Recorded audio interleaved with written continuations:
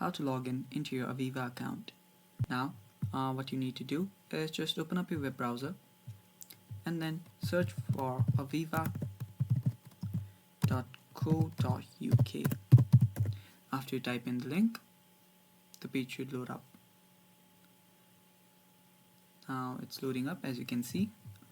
Now accept the cookies, and then what you need to do is click on the login button right here. Now if you don't have an account, click on register and create an account before you log in.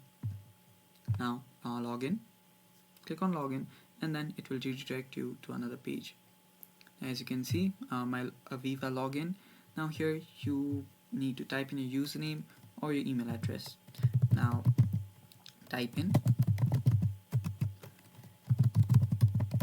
and after you do so, you can just click on this remember username so that you logging in later on will be easier, and then also type in the password.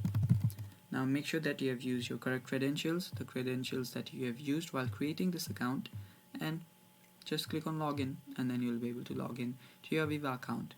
So that is all for the video, guys. If you're new to the channel, don't forget to hit the subscribe button, click on the bell icon so you don't miss out on upcoming videos. Thank you for watching. Bye bye.